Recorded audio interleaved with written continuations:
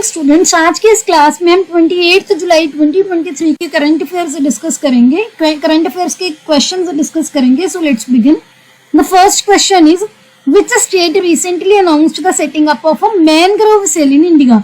भारत में कौन से राज्य ने हाल ही में मैनग्रोव सेल को सेटअप करने की अनाउंसमेंट की है? ऑप्शन ए है असम, ऑप्शन बी है वेस्ट बंगाल, ऑप्शन सी है त्रिपुरा एंड ऑप्शन डी है मिजोरम। यहाँ पर आप इस क्वेश्चन का सोर्स देख सकते हैं। सो रिसेंटली वेस्ट बंगाल की गवर्नमेंट ने अनाउंस किया है कि वो एक मैनग्रोव सेल इस्टेब्लिश करेंगे, सेटअप करेंगे वेस्ट बंगाल में। वेस्ट बंगाल में मैनग्रोव फॉरेस्ट है जो इंडिया के, उसमें से 40% जो मैनग्रोव फॉरेस्ट है वो वेस्ट बंगाल में है। जो ये अनाउंसमेंट हुई है ये international day for the conservation of the mangrove ecosystem के दिन पर हुई है। और ये जो है ये स्टेट गवर्नमेंट के जो एफर्ट्स हैं, वो जो एफर्ट्स करते हैं मैनग्रोव फॉरेस्ट को मैनेज करने के लिए, उसी में एक बहुत ही सिग्निफिकेंट स्टेप है। यहाँ पर आप मैनग्रोव फॉरेस्ट की पिक्चर भी देख सकते हैं। सो आपको ये ध्यान रखना है। ऐसे क्वेश्चंस आपके एनवायरमेंट व्यू ऑफ पॉइंट से भी इंपॉर्टेंट है, करंट अफेयर्स के लिए भी इंपॉर्टेंट है। तो इसका आंसर है option B, that is West Bengal. आपके लिए क्या क्वेश्चंस है कि मैनग्रोव्स क्या होते हैं, जो मैनग्रोव फॉरेस्ट है इसका क्या मतलब है, कौन से टाइप के, इनके क्या फीचर्स होते हैं, वो आपको कमेंट सेक्शन में बताना है। Next question is the headquarters of the financial action task force, जिसको इन शॉर्ट FATF बोला जाता है, इज लोकेटेड एट। FATF के हेडक्वार्टर कहाँ पर है? Option A is New York, option B is Manila, option C is Paris and option D is Beijing. यहाँ पर आप देख सकते हैं। सो रिसेंटली आपको पता होगा कि हमने कुछ दिन पहले डिस्कस किया था कि सुप्रीम कोर्ट ऑफ इंडिया ने इन्फोर्समेंट डायरेक्टर के जो चीफ है, जो वहाँ के जो चीफ को टाइम से पहले रिजाइन देने के लिए बोला था। तो सेंट्रल गवर्नमेंट ने सुप्रीम कोर्ट को रिक्वेस्ट की है FATF की एग्जाम्पल को कोट करते हुए कि जो ED के चीफ हैं उनको कंटिन्यू करने की परमिशन दी जाए। तो इसी वजह से ये न्यूज में था। आपको ध्यान रखना है कि कोर्ट ने गवर्नमेंट को 31 जुलाई तक का टाइम दिया है कि आप मिश्रा जी को रिप्लेस करने के लिए कोई वो ढूंढ लो कि जो इनको रिप्लेस करेंगे। सुप्रीम कोर्ट ने बोला है कि हम ED के जो चीफ हैं संजय कुमार मिश्रा जी, उनको अपने टेन्योर से पहले ही जो है उनको रेजिग्नेशन देना है। इसी वजह से ये न्यूज में था। हमने इसकी डिटेल हमने डिस्कस की थी। तो FATF की अगर बात करें तो ये एक ग्लोबल लेवल पर money laundering and terrorist financing watch dog है, यानी कि ऐसी ऑर्गेनाइजेशन जो मनी लॉन्ड्रिंग और टेररिस्ट फाइनेंसिंग के बारे में मॉनिटरिंग करती है, उसको देखती है। इसकी जो एस्टैब्लिशमेंट है 1989 में हुई थी। G7 की एक मीटिंग हुई थी डेवलप्ड नेशंस की पेरिस में, उस टाइम पर FATF की जो एस्टैब्लिशमेंट की गई थी। इनिशियली जो इसका ऑब्जेक्टिव था, एम था इसका एस्टैब्लिशमेंट का, वो था मनी लॉन्ड्रिंग को एग्जामिन करना और ऐसे कुछ सॉल्यूशंस जनरेट करना कि हम मनी लॉन्ड्रिंग को कंट्रोल कर सके। मनी लॉन्ड्रिंग क्या होती है? लेमन लैंग्वेज में समझो आप, ब्लैक मनी को व्हाइट मनी में कन्वर्ट करना। जब 9/11 अटैक हुआ USA में, उसके बाद जो FATF थी उन्होंने अपना एम एक्सपैंड किया और जो टेररिस्ट फाइनेंसिंग थी उस पर भी ये काम करने लगे। अप्रैल 2012 में इन्होंने एफर्ट्स किए कि हम जो वेपन्स ऑफ मास डिस्ट्रक्शन है उनकी फाइनेंसिंग को भी काउंटर करने के लिए काम करेंगे। इंडिया की अगर बात करें, इंडिया ने ऑब्जर्वर स्टेटस की तरह ज्वाइन किया था FATF को 2006 में और 2010 में ये FATF का फुल मेंबर बन गया था। अब बात करते हैं इसके सेक्रेटेरिएट या हेडक्वार्टर्स की। वो कहाँ पर है? पेरिस में, जहां पर OECD के हेडक्वार्टर्स हैं। अगर किसी भी देश ने कोई उनकी मेजर डेफिशिएंसीज होती हैं जो एंटी मनी लॉन्ड्रिंग के एक्ट में, या फिर आप बोल सकते हो जो टेरर फाइनेंसिंग है इन रिजीम पर, तो उन देश को अगर ये लगे कि ये देश है यहाँ पर कोई कमियां हैं ये मनी लॉन्ड्रिंग में या टेरर फाइनेंसिंग में, कि वो इन चीजों को प्रमोट कर रहे हैं, तो उनकी जो है मॉनिटरिंग बढ़ा दी जाती है। FATF के अंडर एक ग्रे लिस्ट होती है जहां पर वो ऐसी कंट्रीज को डालते हैं जिनकी वो मॉनिटरिंग और बढ़ा देते हैं। एक ब्लैक लिस्ट होती है। ब्लैक लिस्ट में कौन से होती है? अगर वो FATF का जो भी इश्यूज हैं उनको एड्रेस करने से फेल हो जाए तो उनको हाई रिस्क जुरिस्डिक्शन लिस्ट में डाल दिया जाता है, जिसको ब्लैक लिस्ट बोलते हैं। तो इसका आंसर है option C, that is Paris. तो FATF के हेडक्वार्टर्स कहाँ पर है? पेरिस में। Next question is the Hankuang drills is conducted by which country. Hankuang नाम की ड्रिल्स कौन से देश के द्वारा कंडक्ट की जाती हैं? ऑप्शन ए है फ्रांस, ऑप्शन बी है ताइवान, ऑप्शन सी है पाकिस्तान एंड ऑप्शन डी है बांग्लादेश। यहाँ पर आप इस क्वेश्चन का भी सोर्स देख सकते हैं। सो रिसेंटली ताइवान ने पहली आर्मी ड्रिल जो है एयरपोर्ट पर होल्ड की है। एयरपोर्ट पर उनकी पहली आर्मी जो ड्रिल है वो कंडक्ट की गई, लेकिन जो ये एक्सरसाइज है हैनक्वांग, ये इनकी दूसरी एक्सरसाइज थी। ये एनुअल इनकी एक्सरसाइज है, पहले भी हुई है। इस बार इन्होंने एयरपोर्ट पर जो है आर्मी ड्रिल कंडक्ट करने का भी डिसीजन लिया। तो ये जो वहां का ताओयुआन इंटरनेशनल एयरपोर्ट है, वहां पर ये आर्मी एक्सरसाइज कंडक्ट की गई। ये जो एक्सरसाइज है ताइवान का एक week long massive war games होता है, उसी के पार्ट की तरह ये एक्सरसाइज कंडक्ट की जाती है। तो आपको ये ध्यान रखना है। इसका आंसर है option B, that is Taiwan. Next question is 2024 summer Olympics games will be held in. 2024 की समर ओलंपिक्स गेम्स कहां पर हो रही है? ऑप्शन ए है बीजिंग, ऑप्शन बी है टोक्यो, ऑप्शन सी है पेरिस एंड ऑप्शन डी है बाली। यहाँ पर आप इस क्वेश्चन का भी सोर्स देख सकते हो। सो अभी जो पेरिस में 2024 में समर ओलंपिक्स होने वाली है, उससे रशिया और बेलारूस, उन दोनों को बोला गया है कि आप इसमें इनवाइटेड नहीं हो। लेकिन जो इंडियन ओलंपिक कमेटी है, उन्होंने जो रशिया और बेलारूस के जो एथलीट्स हैं उनको बोला है कि आप एज ए न्यूट्रल प्लेयर उसमें compete कर सकते हो, पार्टिसिपेट कर सकते हो। लेकिन रशिया और बेलारूस को इनविटेशन इसके लिए भेजा नहीं गया है। तो आपको ये ध्यान रखना है। इसका आंसर है option C, that is Paris. और कौन कौन से देशों को इनविटेशन ज्वाइन करने के लिए नहीं भेजा गया वो भी आपको पता चल गया। Next question is 2023 para Asian games will be held इन। 2023 के पैरा एशियन गेम्स कहां पर होने वाली है? ऑप्शन ए है इंडिया, ऑप्शन बी है चाइना, ऑप्शन सी है इंडोनेशिया एंड ऑप्शन डी है फ्रांस। यहाँ पर इसका भी सोर्स देख सकते हो। सो जो एशियन पैरा गेम्स 2023 है वो कहां पर होने वाली है? चाइना में, और 22 अक्टूबर से ये स्टार्ट होंगी। ये न्यूज में क्यों था? क्योंकि इंडिया से जो पैरा बैडमिंटन प्लेयर्स हैं प्रमोद भगत जी एंड सुकंत कदम जी, इन दोनों ने अपनी जो प्लेस है एशियन पैरा गेम्स 2023 में, उनको ये वहां पर पार्टिसिपेशन के लिए प्लेस मिल गई है। इसके लिए जो ट्रायल्स हुए रिसेंटली ग्रेटर नोएडा में हुए थे, जो प्रमोद भगत है उन्होंने SL3 सिंगल्स के लिए एक तो अपना स्पॉट बुक किया है, SL4 डबल्स के लिए जो उनके साथ खेलेंगे सुकंत कदम जी, और मिक्स्ड डबल्स के लिए मिक्स्ड डबल खेलेंगे मनीषा रामदास के साथ। और जो सुकंत कदम है उन्होंने SL4 सिंगल्स और डबल दोनों में अपनी पोजीशन सील की है। बेसिकली ये प्लेयर्स के मैं नाम आपको क्यों बता रही हूँ, प्रमोद भगत, सुकंत कदम, मनीषा रामदास, कई बार डायरेक्टली स्टेट जो सर्विसेज हैं या ग्रुप B-C-D इनमें डायरेक्टली पूछ लेते हैं कि ये वाले जो प्लेयर्स हैं ये इंडिया के कौन सी गेम्स के साथ ये रिलेटेड है, या इन्होंने रिसेंटली कौन से इसमें कंपटीशन में पार्टिसिपेट किया है, इसके रिलेटेड पूछ सकते हैं। तो आपको पता होना चाहिए। इसका आंसर है option B, that is China. Next question is recently WHO identifies first case of MERS-CoV in. हाल ही में वर्ल्ड हेल्थ ऑर्गेनाइजेशन ने MERS-CoV का पहला केस कहां पर आइडेंटिफाई किया है? कौन से कंट्री में उस कंट्री का पहला केस आइडेंटिफाई किया है? ऑप्शन ए है मैक्सिको, ऑप्शन बी है UAE, ऑप्शन सी है लिथुआनिया एंड ऑप्शन डी है इटली। यहाँ पर आप देख सकते हैं WHO ने अपना एक फर्स्ट केस MERS-CoV का आइडेंटिफाई किया है इस साल UAE में। वर्ल्ड हेल्थ ऑर्गेनाइजेशन ने ये आइडेंटिफाई किया था केस MERS की क्या फुल फॉर्म है? Middle east respiratory syndrome corona virus. एक 28 साल का मेल है UAE से, वहां से डिटेक्ट हुआ है। अगर हम MERS की बात करें, जो मिडल ईस्ट रेस्पिरेटरी सिंड्रोम है, एक वायरल रेस्पिरेटरी डिजीज है जो कि नोवल कोरोना वायरस से होती है, जिसको पहली बार 2012 में सऊदी अरेबिया में आइडेंटिफाई किया गया था।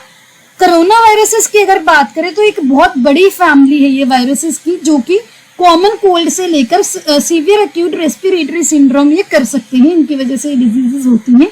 अगर इनके सिम्टम्स की बात करें तो कौन कौन से सिम्टम्स होते हैं इसमें? फीवर हो गया, कफ हो गया, ब्रेथ की शॉर्टनेस हो गई। जो निमोनिया है दैट इज वेरी कॉमन, लेकिन हमेशा जरूरी नहीं होता कि निमोनिया इनके as a part of MERS-CoV pneumonia आपको वहां पर एज अ सिम्टम दिखेगा ही दिखेगा। गैस्ट्रोइंटेस्टिनल सिम्टम्स जैसे कि डायरिया हो गया, उसको भी रिसेंटली इनमें रिपोर्ट किया गया है। मैं आपको ये सिम्टम्स वगैरह क्यों बता रही हूँ?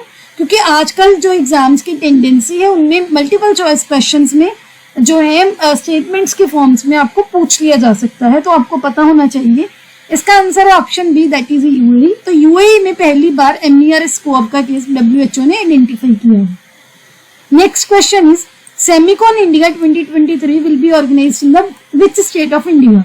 भारत के कौन से राज्य में सेमिकॉन इंडिया 2023 ऑर्गेनाइज किया जाएगा? ऑप्शन ए है उत्तर प्रदेश, ऑप्शन बी है गुजरात, ऑप्शन सी है महाराष्ट्र एंड ऑप्शन डी है सिक्किम। यहाँ पर आप इसका लिंक देख सकते हैं, अगर आपको डिटेल पढ़नी हो ये लिंक यहाँ पर कॉपी पेस्ट करके आप देख सकते हो। इंडियन एक्सप्रेस का ये सोर्स है। सेमिकॉन इंडिया 2023 है जो वो गुजरात में होने वाला है, जहां पर 23 देश जो है पूरी दुनिया से पार्टिसिपेट करेंगे। स्टॉल्स लगेंगे जिसमें यूपी, गुजरात ये भी होंगे। ये जो एफर्ट्स है स्टेट गवर्नमेंट कर रही है उनकी स्टेट में, उस स्टेट में सेमीकंडक्टर इंडस्ट्री की ग्रोथ को बूस्ट करने के लिए सेमिकॉन इंडिया 2023 एक बहुत ही प्रेस्टिजियस प्लेटफॉर्म है जहां पर इंडिया की प्रोग्रेस को भी सेलिब्रेट किया जाएगा सेमीकंडक्टर डोमेन में, जो कि गुजरात के गांधीनगर में होगा 28 जुलाई को। ये जो इवेंट है इसमें leading companies, policy makers, industry सभी जो लोग हैं सेमीकंडक्टर सेक्टर में वो पार्टिसिपेट करेंगे। अब आपको ये भी पता होना चाहिए कि सेमीकंडक्टर्स क्या होते हैं। सो सेमीकंडक्टर्स वो मटेरियल होते हैं जिनकी कंडक्टिविटी कंडक्टर्स और इंसुलेटर या नॉन कंडक्टर के बीच में लाई करती है। कंडक्टिविटी जिनकी हायर होती है, फॉर एग्जांपल मेटल्स हो गई, जो इंसुलेटर्स हैं फॉर एग्जांपल सेरेमिक्स हो गए। तो इन दोनों के बीच में जिनकी कंडक्टिविटी लाई करती है उनको बोलते हैं सेमीकंडक्टर्स। तो इसका आंसर है option B, that is Gujarat. आपको अगर सेमीकंडक्टर्स की एग्जांपल्स पता है तो tell me in the comment section below. Next question is recently the foundation stone of 108 feet tall statue of lord Rama was laid in which state? हाल ही में 108 feet tall एक लॉर्ड रामा का स्टैचू का एक नींव पत्थर रखा गया है, कौन से राज्य में? ऑप्शन ए है उत्तर प्रदेश, ऑप्शन बी है आंध्र प्रदेश, ऑप्शन सी है Madhya Pradesh and option D है अरुणाचल प्रदेश। यहाँ पर आप देख सकते हैं, यहाँ पर मैंने लिंक दे दिया है, ये द हिंदू का ये न्यूज है। यहाँ पर आप पिक्चर देख सकते हैं, हमारे जो यूनियन होम मिनिस्टर है उन्होंने ये जो है वर्चुअली नींव पत्थर रखा था, ये ऐसा स्टैचू बनेगा। यूनियन होम मिनिस्टर ने रिसेंटली फाउंडेशन स्टोन रखा है वर्चुअल मोड में। कंट्री का, हमारे देश का सबसे टॉल स्टैचू बनेगा श्री राम जी का, जो कि नंदयाल डिस्ट्रिक्ट कहाँ पर है? आंध्र प्रदेश में। वहां के मंत्रालय में ये वहां पे इंस्टॉल किया जाएगा। ये जो स्टैचू है ये पंच लोहा का बनेगा, पंच लोहा का, जो कि जय श्री राम फाउंडेशन है वो इसको इंस्टॉल करेगी। श्री राघवेंद्र स्वामी मुत इन्होंने डोनेट की है कुछ लैंड भी इसके लिए। अगर इनके डिजाइनर की बात करें तो जिन्होंने स्टैचू ऑफ यूनिटी डिजाइन किया था, जो इंडिया के रिनाउंड डिजाइनर हैं राम वंजी सूतर जी, यही डिजाइन कर रही हैं इस प्रोजेक्ट को भी, तो आपको पता होना चाहिए। इसका आंसर है option B, that is Andhra Pradesh. Next question is Tankai method which was seen in the news is related to? Tankai method जो कि रिसेंटली न्यूज में देखा गया था किससे रिलेटेड है? ऑप्शन ए है पेंटिंग, ऑप्शन बी है कार्बन कैप्चर, ऑप्शन सी है ship building and option D है साइबर स्पेस। यहाँ पर आप देख सकते हैं PIB से न्यूज ली गई है, ये इसका लिंक भी आपको दिया हुआ है। मिनिस्ट्री ऑफ कल्चर और इंडियन नेवी ने रिसेंटली एक मेमोरेंडम ऑफ अंडरस्टैंडिंग साइन किया है। Ancient stitched ship building method, जिसको टनकाई मेथड बोलते हैं, उसको रिवाइव करने के लिए, इसको दोबारा से लाने के लिए। टनकाई मेथड एक एंशियंट शिप बिल्डिंग टेक्निक है जिसमें स्टिचिंग वुडन प्लैंक्स, जो वुडन प्लैंक्स होते हैं, लकड़ी के प्लैंक्स हैं, उनको इकट्ठे स्टिच किया जाता है शिप बनाने के लिए। इनमें जो नेल्स होती हैं जो मेक होती है वो यूज नहीं होती। इस मेथड में फ्लेक्सिबिलिटी और ड्यूरेबिलिटी दोनों चीजें ऑफर की जाती हैं शिप को, और उनका जो डैमेज है वो कम होता है शोल्स और सैंड बार से।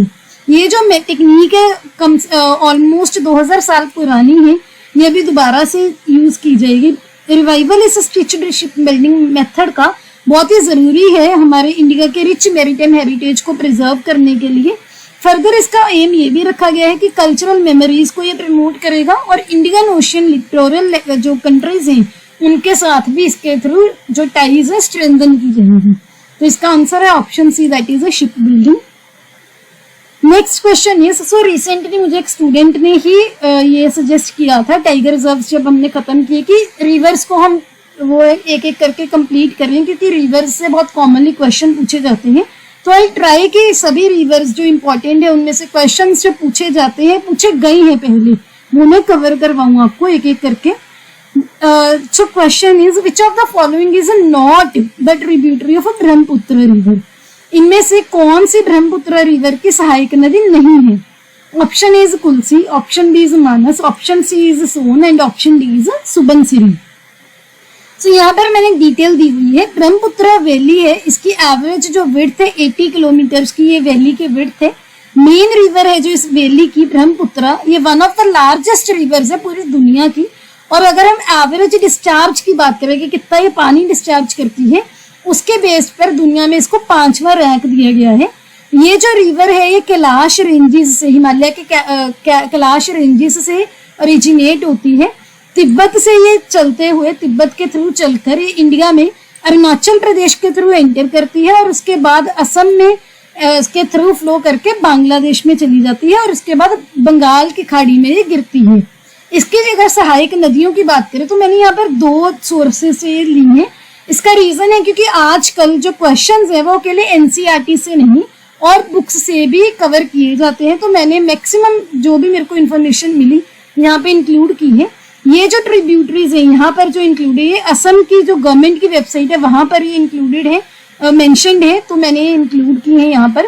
ट्रिब्यूटरीज की अगर ब्रह्मपुत्र की बात करें तो इसमें सुबनसिरी, रोंगानाडी, दिक्रोंग, बुरोई, बोरगोंग, जिया बराली, धनसिरी, पुट्ठीमरी, मानस, बेकी, आई, संकोश, ये मेन ट्रिब्यूटरीज है जो कि उत्तर में है, नॉर्थ में। साउथ में अगर बात करें इसी रिवर के सदर्न पोर्शन की तो वहां पर नोआ दिहिंग, बुढ़ी दिहिंग, दिसांग, दिखो, बोगडोई, धनसिरी, कोपिल्ली, कुलसी, कृष्णाई, ददनोई, जिंजीरन, ये साउथ बैंक की मेन ट्रिब्यूटरीज हैं।